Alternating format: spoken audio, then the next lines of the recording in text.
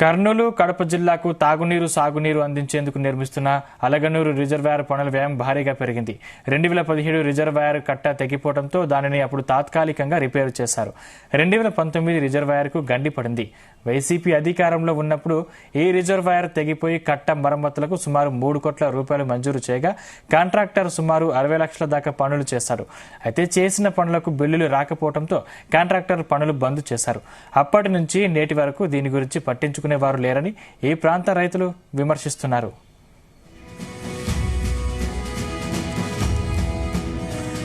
అలాగే అలగనూరు రిజర్వాయర్ ద్వారా ప్రతి ఏటా చేపల పెంపకం, అమ్మకం ద్వారా లక్షల రూపాయలు సంపాదిస్తూ వందల మంది జాలర్లకు ఉపాధి ఉండేది.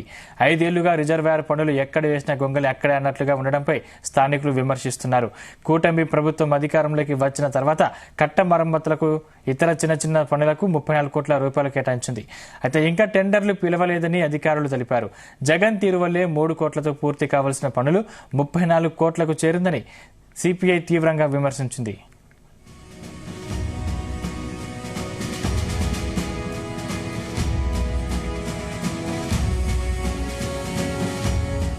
నందికొట్కూరుకి 25 కిలోమీటర్ల దూరంలో అలగనూరు రిజర్వాయర్ దగ్గర మనం ఉన్నాం.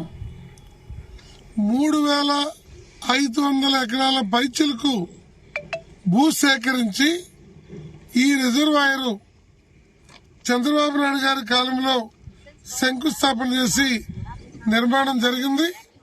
ఆ తర్వాత వచ్చినటువంటి రాజశేఖర రెడ్డి గారి కాలంలో ప్రారంభం జరిగింది.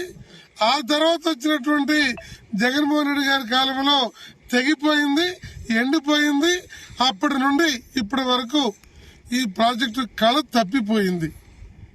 దురదృష్టం ఏమంటే 1,20,000 ఎకరాలకి సాగునీరు అందించేటువంటి ఒక అద్భుతమైన ఈ రిజర్వాయర్ జగన్మోహన్ రెడ్డి గారి చేతగానితనం మూలంగా, బాధ్యతారాహిత్యం మూలంగా, రైతు, వ్యవసాయము అనే పదాలకి అర్థం తెలియని కారణంగా 2018లో తెగిపోతే ఆయన ప్రభుత్వం కూలిపోయారాక ఇటు కన్నెత్తి చూడని ముఖ్యమంత్రి ఎవరన్నా ఉన్నారంటే అది జగన్మోహన్ రెడ్డి గారు.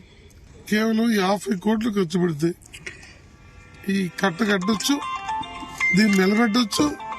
3 మండలాలకి 1,20,000 ఎకరాలకి నందికొట్కూరు తాగునీరు ఇవ్వచ్చు.